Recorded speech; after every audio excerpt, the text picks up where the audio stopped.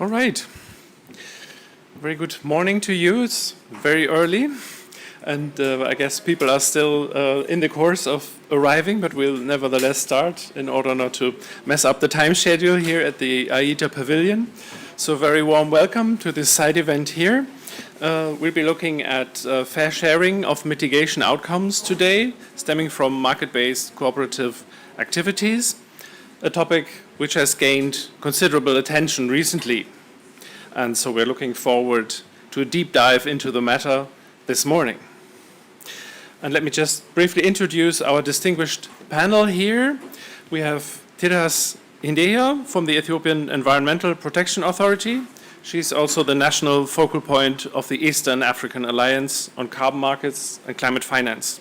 Very welcome.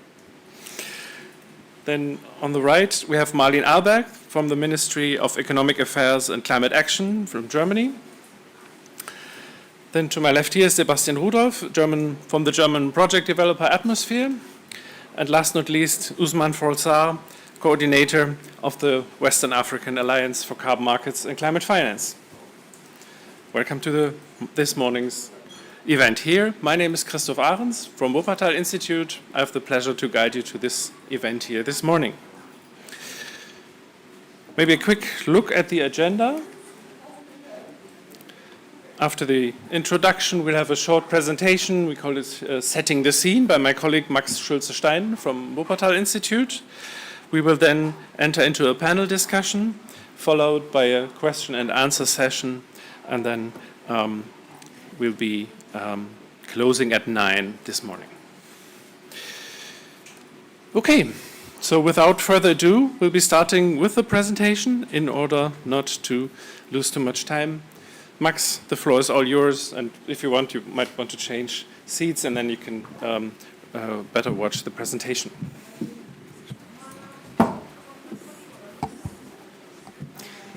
Good morning, everyone. Also, good morning to everybody who's joining online. We're closing by 10 today, not by 9, so we're not going back in time. So I just need to rearrange myself a bit. So yeah, with this next 10 minutes, I just want to set the scene for this event, fair sharing of mitigation outcomes.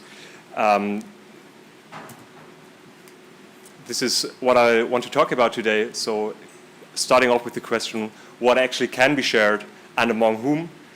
After that, focusing on the mitigation outcomes between acquiring countries and host countries, and then presenting 6 approaches we identified in a paper beforehand, which can somewhat form a fair sharing, and that should just stimulate the discussion. So just give a little bit of context. I mean, I think you're all very much familiar with the context where we have the adoption of the Paris Agreement and the Article 6 rulebook, which was agreed on in Glasgow 2021. And with that, we have outlining the function of the market-based corporations. Parallel to this, we have the voluntary carbon market, which developed beforehand, but has somewhat deep interlinkages. In these two markets, we have an increased demand for carbon credits due to the net zero commitments by many corporations, also states, but also more and more private people who are increasingly taking up the responsibility towards mitigation outcomes. But we have changed circumstances for host countries, for host parties. So with that, we have bilateral cooperations between various parties.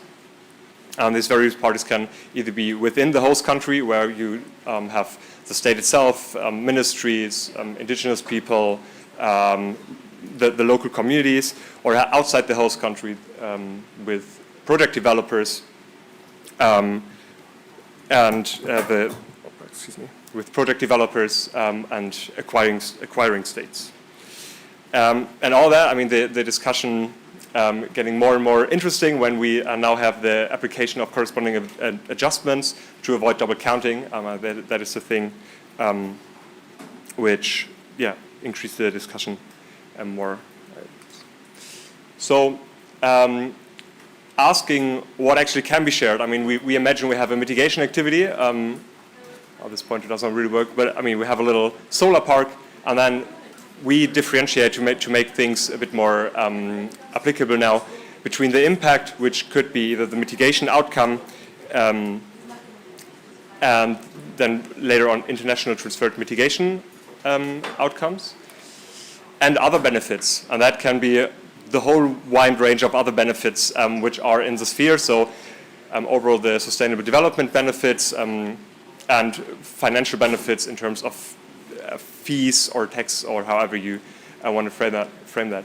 But for today, to challenge the discussion a bit, as we just have an hour, we want to focus on the impact part. So we leave the whole sphere of SDs kind of at the side. I want to focus on the mitigation outcomes.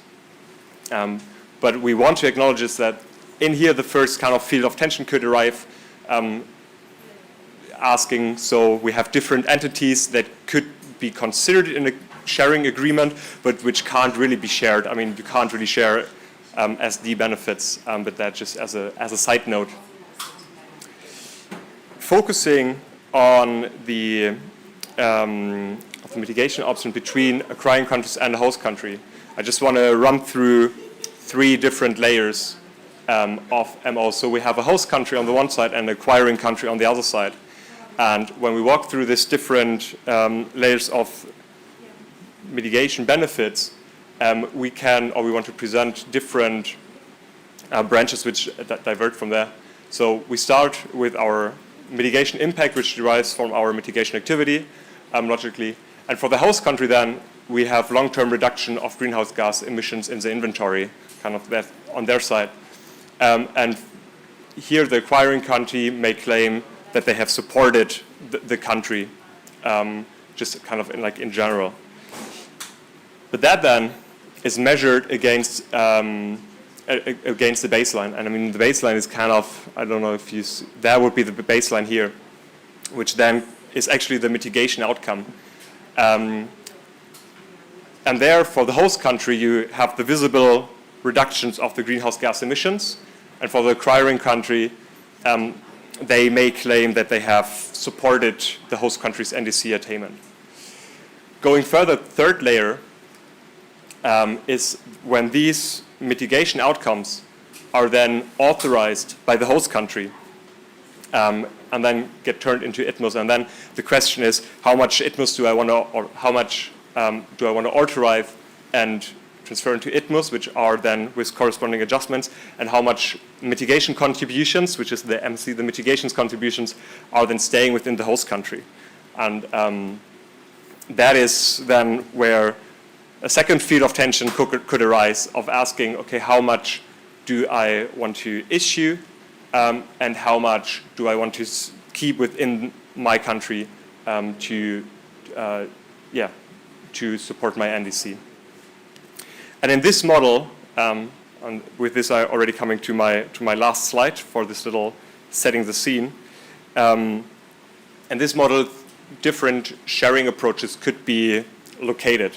The overall question is, do the benefits in terms of the mitigation impact, mitigation outcome, and mitigation contribution make up for the costs resulting as a consequence from the application of the corresponding adjustments?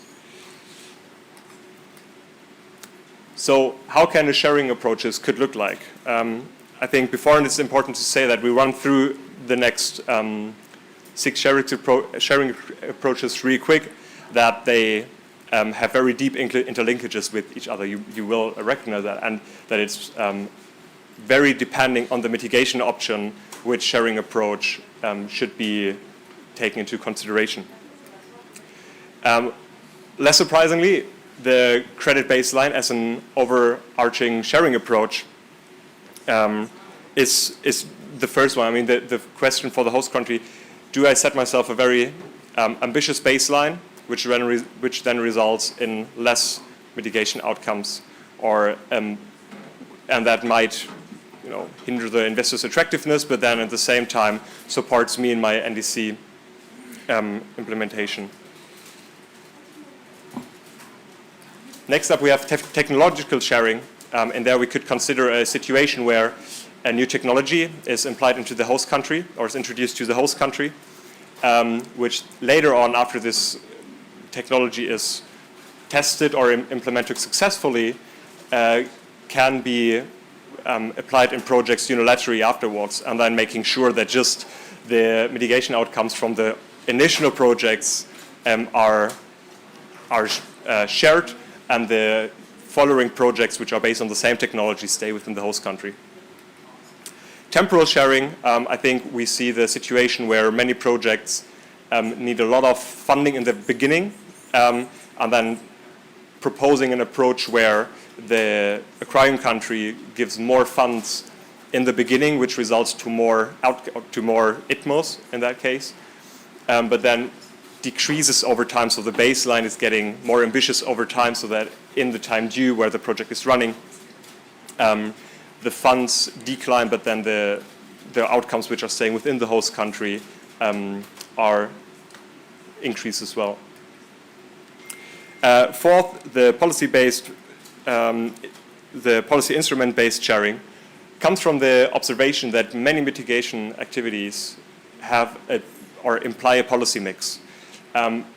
So we could imagine a project where you have a capacity building part and an actual capacity building part, and a practical component. And then, of course, just the practical component can really lead to mitigation outcomes that can be shared. And the capacity building, they could also lead to emissions reductions later on, but they cannot really imply it in a sharing agreement. But having this differentiation that what do we imply, or which policies do we implement in that activity, and in how far do they lead to emissions reductions, and in how far do we consider these emissions reductions in our agreement. Geographical sharing could also be one thing which we can consider, where we have within one state, different areas which have different jurisdictional circumstances, and that we differentiate alongside these jurisdictional circumstances. And last up, as I'm already running late on time, very logically simple, but having to mention that the input-based sharing according to financial contribution, as mitigation activities need funding from all partners, and then making that analog to the funding given into the project. Generally saying, I mean, there is no one-size-fits-all approach. It's not these sharing approaches are here to stimulate the discussion. It's not a toolbox which you can pick and choose. It's also very depending on the actual mitigation activity you have in your country and the circumstances you have in there. But our, let's say, topics or spheres you could consider when talking about the fair share of mitigation outcomes. The overall question, so how do we identify sustainable sharing approaches? Maybe that's one of the first questions we could hand to the panel later on. We think that exclusively focusing on one approach does not seem advisable due to the reasons I presented beforehand. But lastly, and maybe to conclude with this first bit, that this selection, however it looks like, should be guided to lead the benefits of the host party, its people, and the objectives of the Paris Agreement. And with this, I'd like to ask the panel back on stage and hand over to Christoph. Thank you.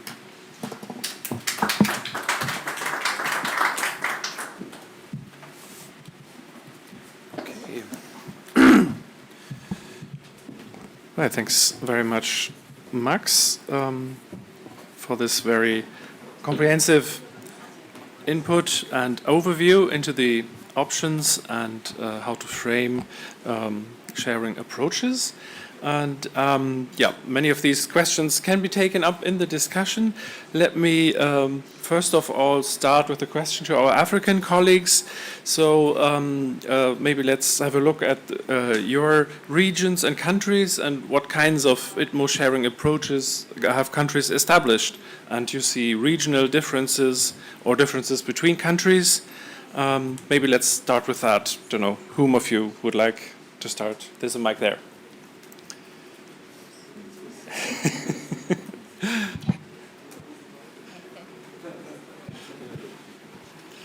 Okay, thank you. Yeah, these countries are establishing their benefit sharing. They are in the process of establishing their benefit sharing. But the benefit sharing mechanism is different from country to country. It's different in their policy and strategies they have. Some country they put their carbon market regulation. For example, Kenya, they include their carbon market regulation on their carbon on the Climate Change Act. And in that regulation, they didn't finalize yet, but there is a benefit sharing part on it. And some country like Tanzania and Ethiopia also we put in our strategy. So most of the country, they want to align the benefit sharing and the carbon market with their sustainable development goals. They want to attain that sustainable development goals. So when they see the mechanism, they see the contribution they have to their economy, social and environmental benefits. And also the focus of the sector focus is also differ from one country to country. For some countries, their focus is in renewable energy. Some countries, their focus is, it can be afforestation. For example, Kenya, Tanzania, and in Eastern Africa, their focus is in renewable energy. But for Ethiopia, it's our focus is at this time on the afforestation and reforestation. So this can make differences on the beneficial mechanism they have. And also the financial mechanism, the support. Some the mitigation outcomes are supported by the international finance, which is it can be bilateral and multilateral, and some can be supported by the domestic. So this brings a difference on the benefit sharing mechanism. Also, some countries they make their focus on the community involvement. They use a community-based approach. And some also, they make the community and private sector as the center. So this community involvement, its own brings the difference on the benefit sharing mechanism. And also the partnership they have. Some to produce the mitigation outcome, they cooperate with different donors and private sectors. So based on the agreement they have, the benefit of sharing also will be different. So when we have the regulation, it depends on the different scenario. So that's the experience at this time that we have. Right. Thanks very much. Thank you, Christopher. For West Africa also, it is we are still at the early stage. Apart from Ghana, who has already set up a clear framework, all the other countries are considering this issue. So it's still under consideration in most of our countries in terms of regulatory framework for Article 6. But based on the pilot experiences we have under the 6.2 bilateral agreement that we have in Ghana, in Senegal, this is a really important issue that is under consideration by the host countries. But it depends also on the type of sectors that are targeted. You have some technology-based project or activities, and you have also the nature-based activities. And depending on the different sectors, you have different types of benefit sharing. And for this bilateral agreement, in relation with the NDC, most of the time, activities that are eligible are activities that are in the conditional part of the NDCs, not the unconditional part. And if we do it more transaction under the conditional part with the corresponding adjustment, countries are really taking into consideration how to retain a portion of the mitigation outcome for the host country in terms of contribution for the implementation of the NDC and taking into consideration the issue of this corresponding adjustment. There is also, in terms of benefit sharing, a big focus on capacity building. So this kind of cooperative approach gives the opportunity to the host country in terms of policy and regulatory framework in place in the country to enhance and to better improve the policies, the instruments that are in force in the country. And I think it is something that is really taken into consideration. Technology sharing is also well considered because depending to the different type of partners that we have, there are some buyer countries who give this opportunity. For example, in Senegal, in the bilateral agreement we have it in Japan, this is something that is really under consideration. How technology can be transferred, how the developed countries' technology can be introduced to the country, and in terms of skill enhancement, how this issue can be taken into consideration through a very important capacity building program. This is something that is considered in Senegal, and we are currently negotiating with Japan on that issue. We have also, in terms of benefit sharing, we can foresee some important development in terms of, you mentioned the geographical sharing issue inside the country, but it can be also transboundary. When I take the conservation project, the RED Plus projects, you can have project that is implemented, for example, in Côte d'Ivoire, and Côte d'Ivoire and Ghana share the same forest. If you start implementing your project in Côte d'Ivoire without taking into consideration the issues, the neighboring issues, it can end up with a kind of leaking of issues that need to be taken into consideration. So communities sharing the same natural resources needs to be aligned when it comes to develop this kind of project. And we have this experience in Côte d'Ivoire where you see a forestry project implemented in Côte d'Ivoire having a proper organizational structure involving local communities, women communities to protect their forests, whereas the neighboring countries, nothing is planned. So now we are working to see how we can facilitate collaboration between the two countries and try to see out of the benefits of the project, the financial support, capacity building we can allocate to the neighboring countries so that we will have a very homogeneous type of management of the natural resources. So this is something that is really important in our respective countries in West Africa. The financial benefits, I think it is something that we need to dig deeper also, because we consider that using market-based opportunities can lead to better some cost efficiency issues in the acquiring country. But how these benefits in the host country, in the buyer country, can be reallocated for environmental issues. I mean, for example, if you are in a developed country where there is a regulatory framework and a tax in the host country, forcing you to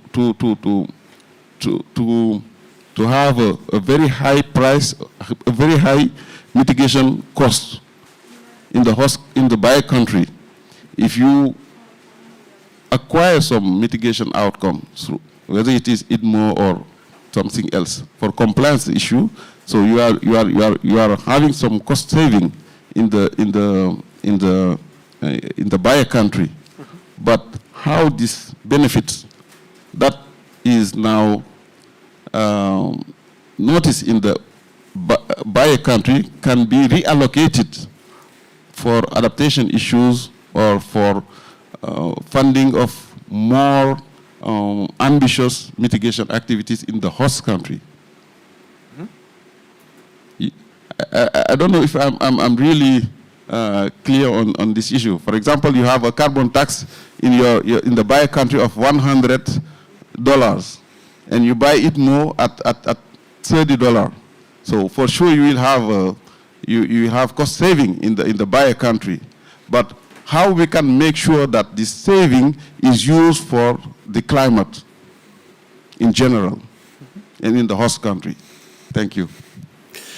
Yeah, thanks very much, Usman and Tirhas, for this first round of feedback and of experiences. And also thanks, Usman, for a very challenging new layer added to the discussion. And yeah, we might pick up on that later on during the discussion. And it will certainly be interesting to also to hear voices from the audience on this and on the other issues.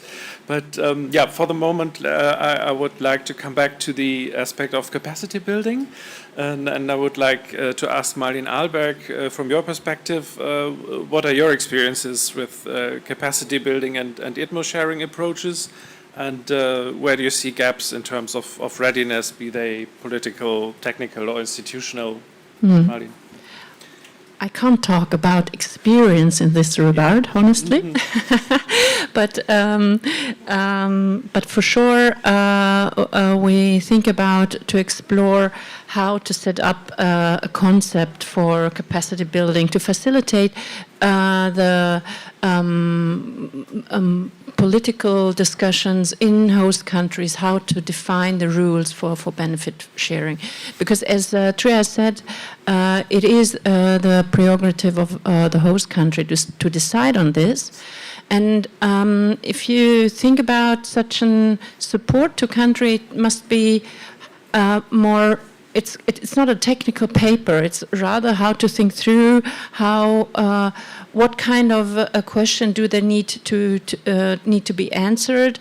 Who are the stakeholders in the country to involve in the dialogue, and yes, and maybe also to explore on examples and also to raise awareness, of course, of the other side, the buyer, because I think it's part of the capacity building should always be that host countries set up attractive framework for that investors can rely on and thus come into the country and implement projects. So therefore, I think it's extremely important that host countries agrees on a set of rules, how they, what kind of approach of benefit sharing they would implement in regard to project, and I think they could also make specific rules for specific project type as well, because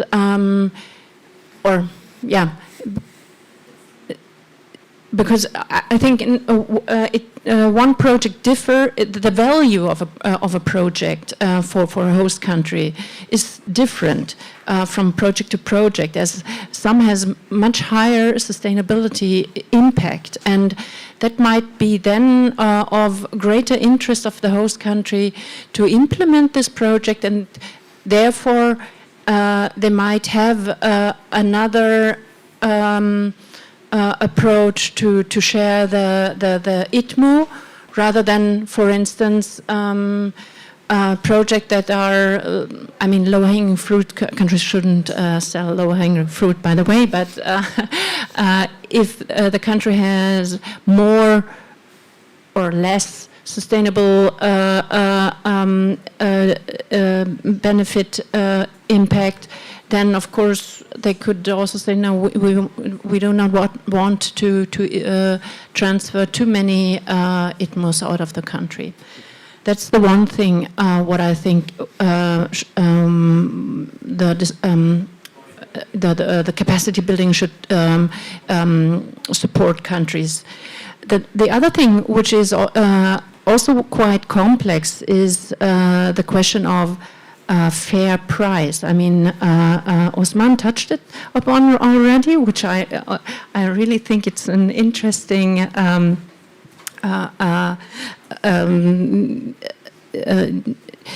hint you gave here, or perspective that we have to consider. Another, what I also think is complex is countries are in the situation they negotiate purchase agreement with other countries, which is for the next 30 years, for instance, and then you set a price now. And what kind of approaches do you have to adjust this price over the time, and probably also the benefit sharing over the time, and how is the price then linked also to the benefit sharing? So I could imagine that if you now agree on a price, that you adjust this according to the market price, for instance, on a yearly basis, or in a periodically way, or you link it, for instance, to the inflation rate. That's the one option. Another option is, of course, to say, all right, we agree on a price. This is the price is stable for 10 years, but we reduce the amount of ITMOs which we would like to transfer over the time, and we include this part more in the NDC, or use it for the host country NDC. So there are a lot of questions, and as I said, I think it's quite complex, and it is important to support the dialogue in host countries on this topic. Thank you. Right, thank you very much, Marlene, for these thoughts. Let me also invite the other panelists to jump in whenever they feel that they would like to react. First of all, I would like to turn to Sebastian, to our project developer here, and we would like to hear your experience from the implementation side. What, in your view, what's striking you in the political process? Which elements do you think are especially important, and what are limits also in the negotiations, for example, regarding transparency? What's your take on this? Yes, thank you. As a project developer, it is key to get in touch with the government, and I mean the whole government, not just the ministry, but all the ministries that are involved in the process. And we do, from my experience, we do see a trend, a positive trend towards interministerial work. Also, if I might say, due to, we really welcome and appreciate the work that has been done by UNFCCC in terms of capacity building work. So there is a trend, there is still work to do, I believe. We try to do the negotiations in the beginning. We try to understand the whole scope, obviously, and try to factor in all the benefits from, and there might be, like I said, not just climate-related issues, but Department of Health, job creation, infrastructure, etc., etc. So this needs to be clearly understood from the very beginning to be able to set the scope of the project. Simple, I guess, also that leads to the next topic. Really, we like to have a clear understanding of the host country in terms of where are they in terms of their energy transition, because that's what's it all about. And I think we can often help and differentiate where there is need in terms of external funding due to due to high costs of CO2 abatement. Obviously, that's where we like to step in and try to establish a business case then generate external funds where it's needed, obviously. But then that's why I'm saying we need to know all the details beforehand, to be able to find partners then for a business case, to be able, because to be quite frank, they need to be prepared to incur losses for many years maybe, we've lost some projects, we've lost some certificates and such, because some of those ideas were not quite communicated in the very beginning, but we are then in terms of a business case, we want to step in and help where technology, or try to find synergies where technologies and activities are needed in the host country. I think, to be honest, this is the reason why in the past maybe some of the CDM projects were not successful because investments were made and relying on the voluntary carbon market solidly, and I think I think needs to be more to the whole topic. Coming towards what are the limitations? Obviously, there is limitations in transparency. If we bring in investors, obviously they have to secure their business ideas. That's quite straightforward. But also there is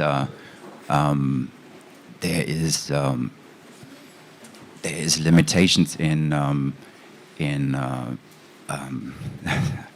there's limitations in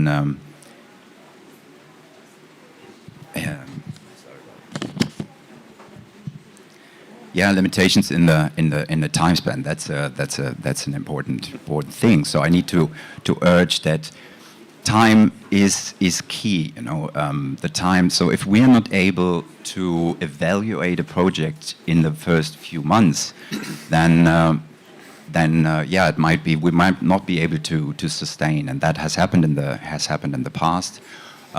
So that's a key issue. I think that's obviously one of the key factors. Really, is timing, and I think that's why we're here as well. And so I think decisions should be made.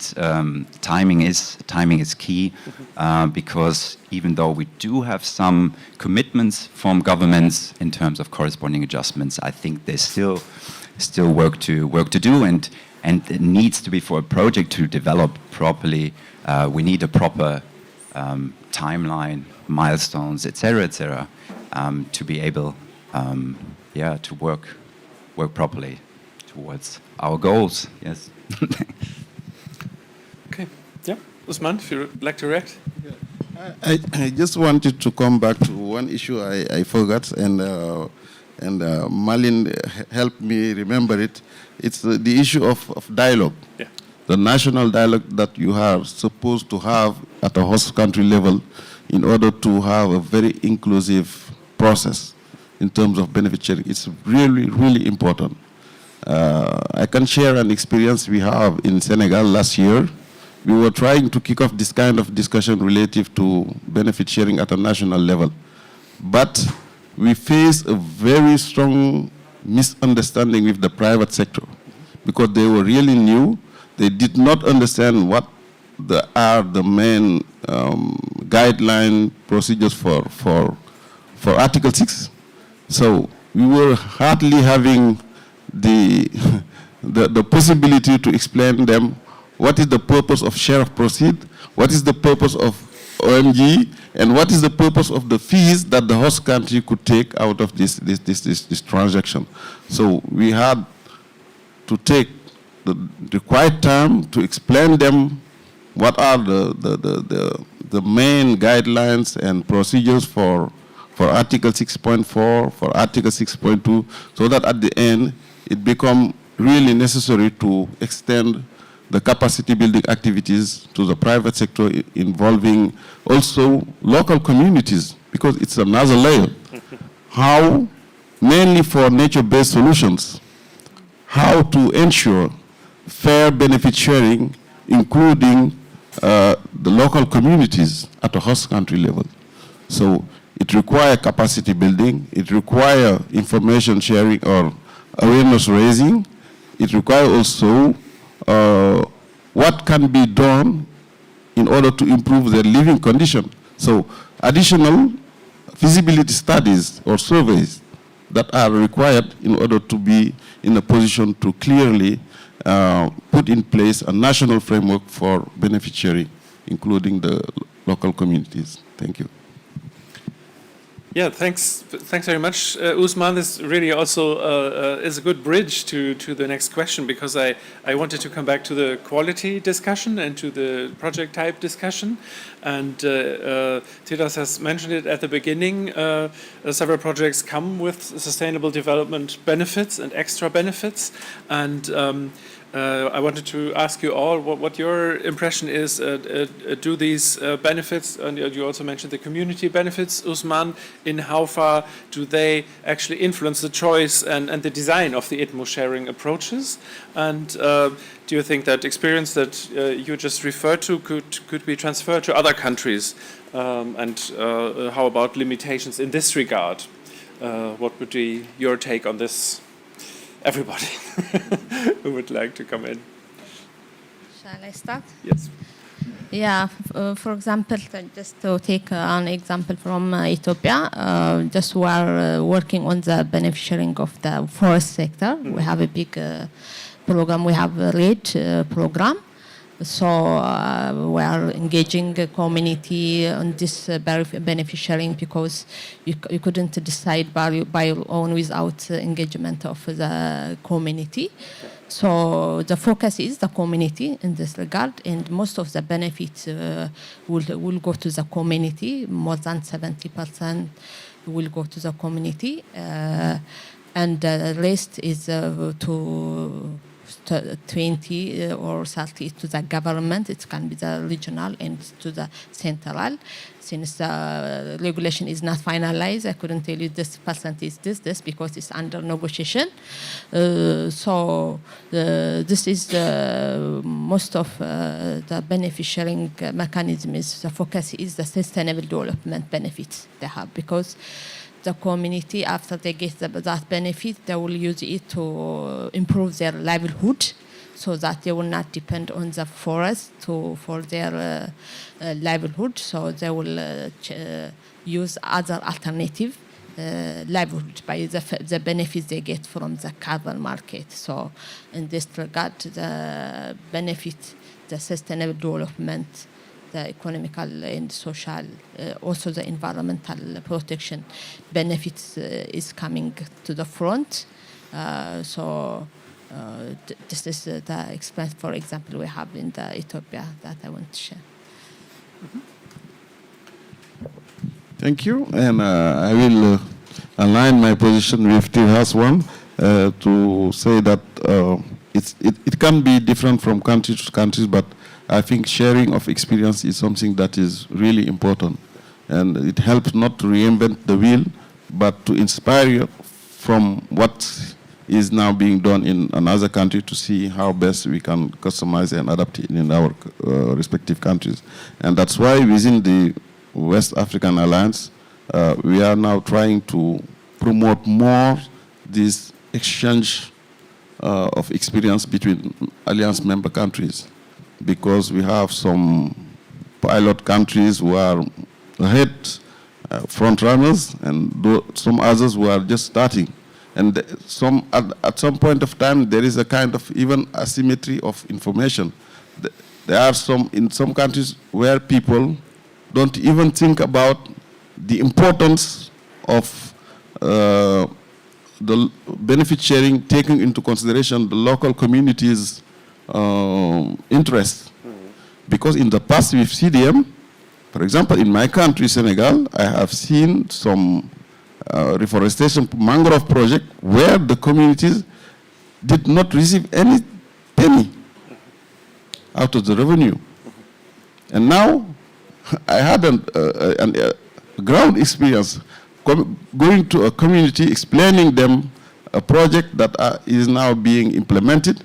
When you talk about the possibility for them to have part of the revenue, someone told me, it's like I'm dreaming. Nobody has told me that carbon market can generate revenue for the local communities, can finance social infrastructure, can also help us develop income generating activities. It's like something that is brand new for us. And what I'm talking is dated to 2022, not so far, in Senegal, where you have in the past plenty of CDM projects. So it means that there's a bit of work that we have to do in terms of awareness raising, consultation, and capacity building in that regard. And I think sharing experience can be really fruitful. Yes, I would like to touch on the question sharing among whom. So, because the one thing is that the host government has to think about the price with the buyer and the amount of ITMOs. Of course, the price is linked then to the ITMO at the end of the day. And this is this decision is they have to take in regard to their commitment they have made with their NDC. And then the host country government has to see who within the country has to benefit out of this and has to receive what, either improvement in local development or even also cash. But that's not the question which the buyers has to answer. It's up to the host country government to decide how the benefit is shared within the country.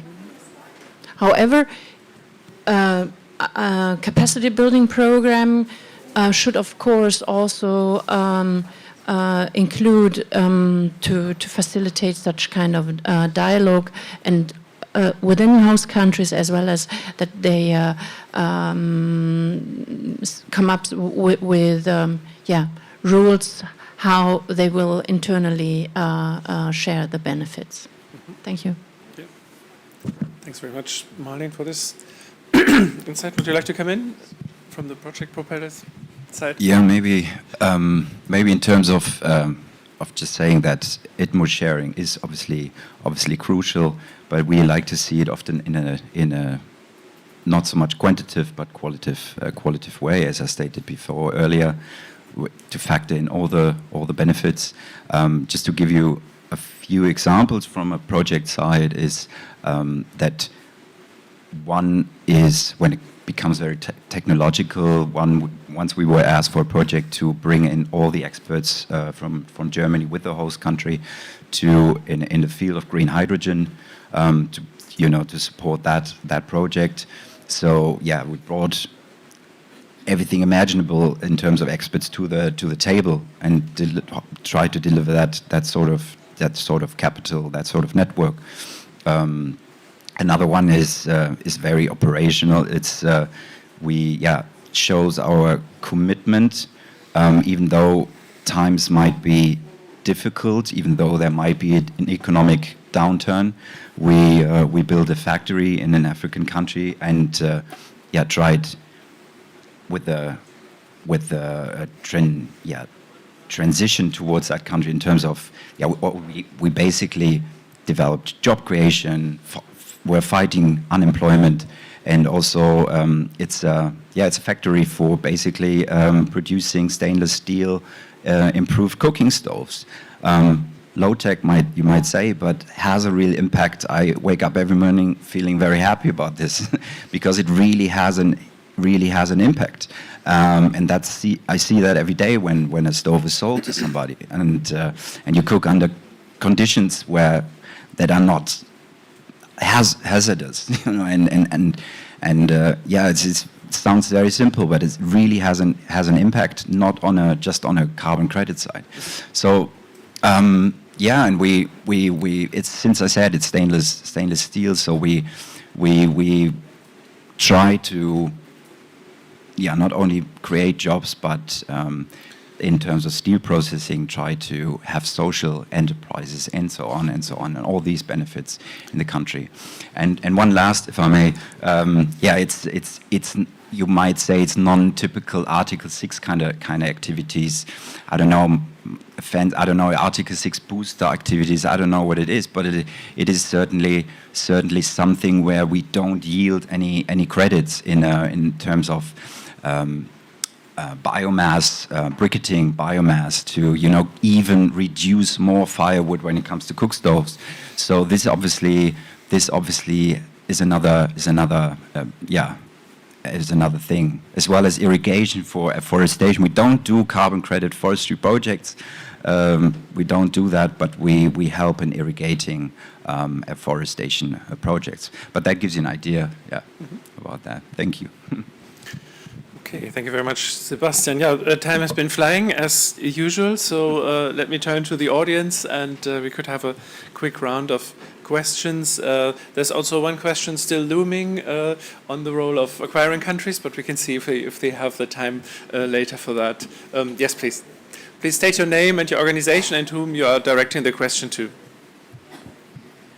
Thank you. My name is Sandev. I'm with the Sri Lankan delegation. We're working on implementing our Article 6 infrastructure and framework as we speak. My question is to anyone in the panel, and it's about the topic of benefit sharing with based on financial contributions. So for Article 6, it's meant for the host country to achieve their conditional NDC targets, and it's conditional on financing. It's decarbonization projects that the host country on their own cannot do.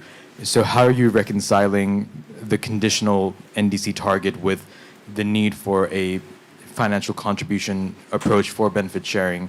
Are you telling host countries and other acquiring countries that we're not going to contribute to this project, but at the same time we would like to keep 10 to 20% of the benefits, or how are you navigating those discussions? Yeah. Thank you. I think we can directly. Who would like to react first? A very important question and interesting one. And yes, that's what we are doing for our region. I think the most advanced countries will have negotiated some MOPAs and some who have signed bilateral agreement. Most of the ITMO projects, or all the ITMO projects, are in the conditional part of our NDCs. And as you said, a portion of this benefits are dedicated to the host country in order to contribute to the achievement of the NDC in terms of financial contribution. Yes. Yes, like the other country, most of the NDC is conditional. For example, in our country, it's 80% of our NDC is conditional. So it's supposed to be financed by international community and by the carbon market also. So at this time, we need a bilateral agreement in Article 6. So that when we make the bilateral agreement, we will decide by negotiation about the benefit sharing also at the same time. Since, as I have said, it depends in a lot of things to decide the benefit sharing. So far, we don't have the bilateral agreement in case of Ethiopia, but we are working on that. So otherwise, we have a lot of potential for the carbon market, since most of the conditional, the arm conditional, and this 8% is conditional. There is more opportunity potential to work on the carbon market. Okay. Yep. One more question here. Yeah, just about the voluntary carbon market. This is something that, and this is my first time at COP, but it's really confused me, this topic.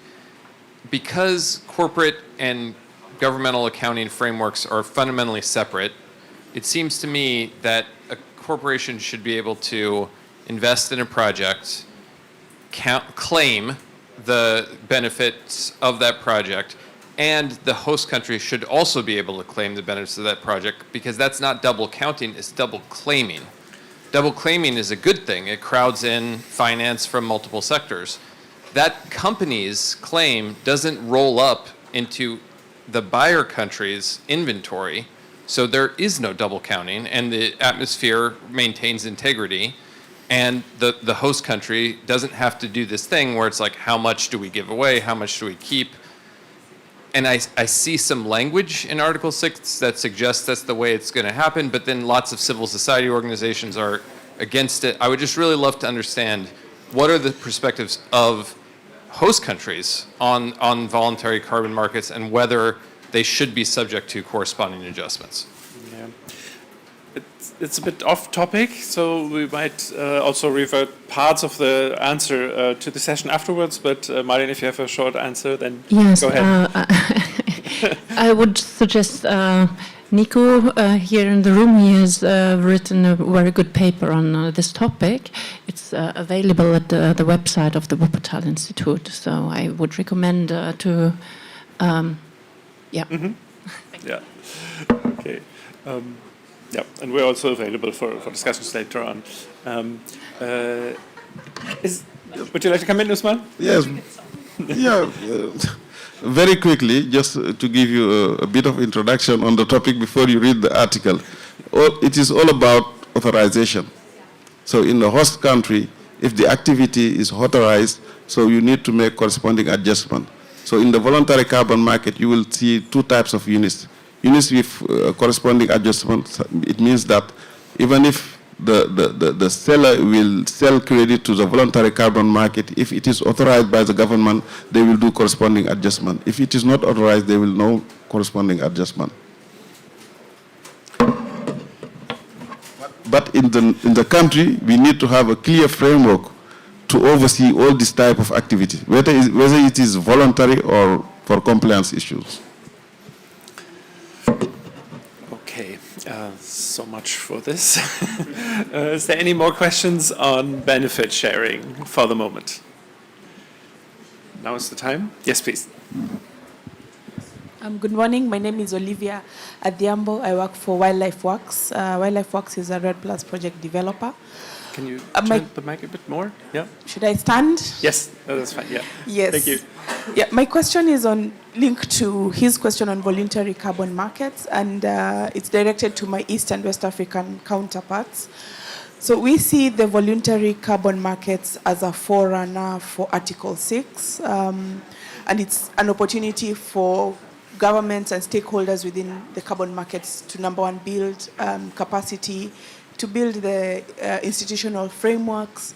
So my question to the two of you is, how do you see the voluntary carbon market interplaying with Article 6? Is there an opportunity there, and are the governments open to engaging with voluntary carbon markets? Okay. Who would like to start? Yeah. At this time, especially on the Paris Agreement, since the Article 6 was not, the rule book and so on was not finalized, the focus was on the voluntary carbon market. Most of the project developers were very interested in the voluntary carbon market, and they were coming to the government office to work on this issue. But the difference is, at this time, they need authorization letter. Before Paris Agreement, they don't need authorization letter, so there were a problem on double counting and so on. But at this time, they request authorization letter. Without authorization letter, for example, for gold standard, they couldn't apply. So We are providing authorization letter based on by reviewing the proposals. So there is high interest in the at this time under the Paris Agreement. There is high interest on the voluntary carbon market, but it's already at this time it's regulated, but because there is authorization process in this regard under the Article 6, there is authorization process is required. I think both market can play a role, but all is about national strategy. So at a national level, you need to have a national Article 6 strategy, and at a host country level, you will decide which of these two type of activities will be more important for the host country and more beneficial. So depending on that, you will put a nationally regulatory framework that will clearly govern all this kind of transaction, whether you are in the voluntary or in the compliance market. But both can play a significant role, but the first thing is to have a clear regulatory framework to see and to tell people how they should engage when they go to the voluntary or to the compliance. But it's still under consideration. We are looking forward to have an outcome here for Article 6 in the negotiation, so that things will get clearer in terms of in terms of procedures, in terms of finalizing the operationalization of Article 6 rules, 6.2 and 6.4. Right, okay, time is up, and we could, I'm not seeing other people coming in, so we could use the opportunity for one final question, or we could dive into the more complicated questions, but yeah, Nico, have you one?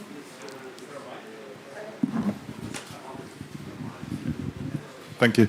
Nico Kreiby from Wuppertal Institute.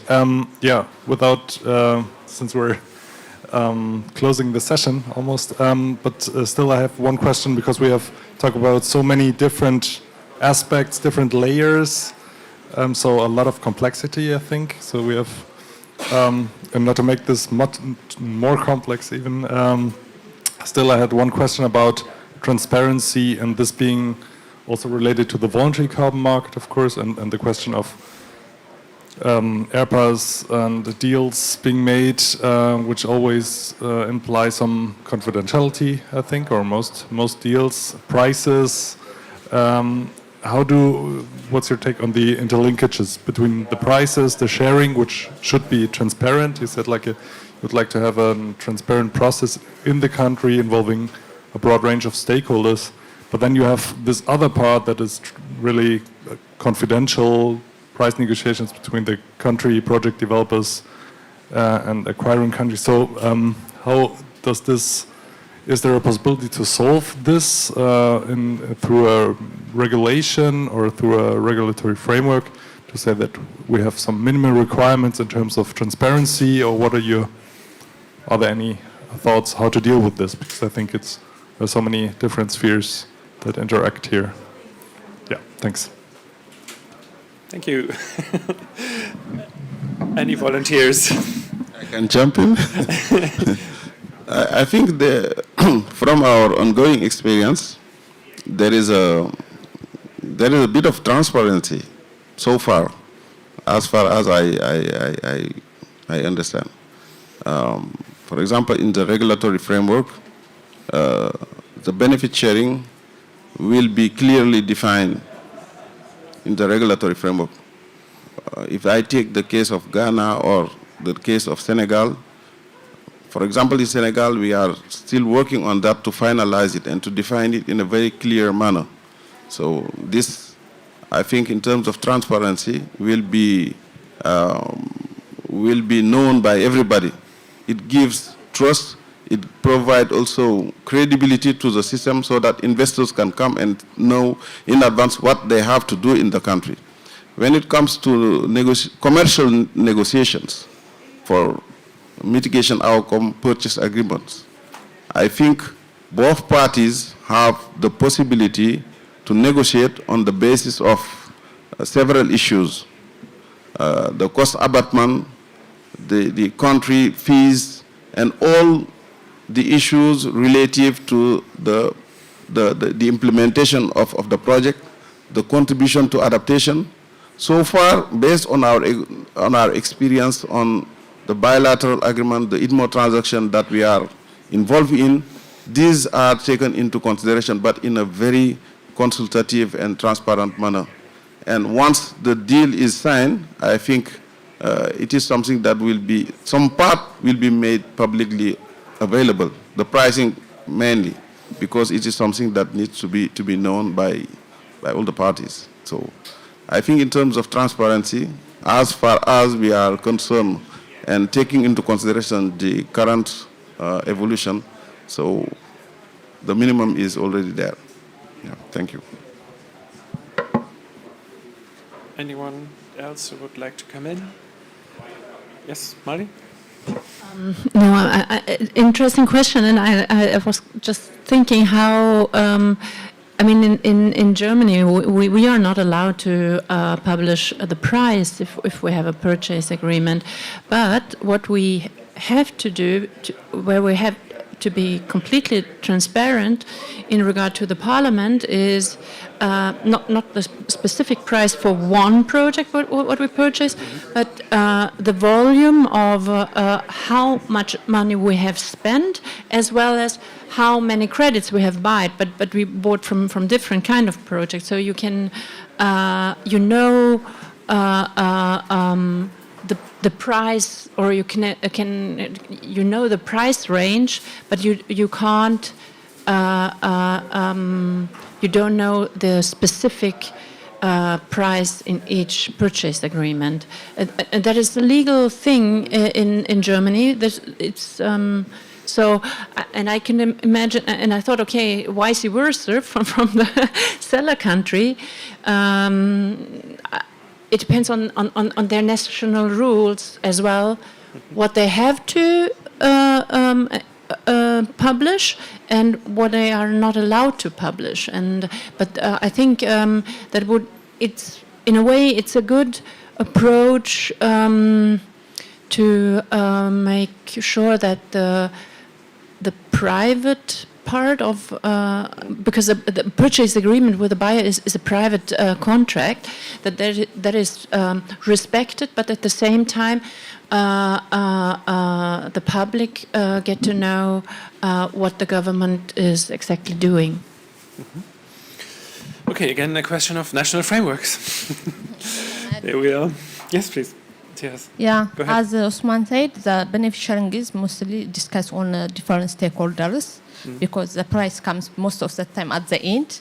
So most of the time, the benefit sharing is discussed among different stakeholders, so communities, government, and so on, and it will be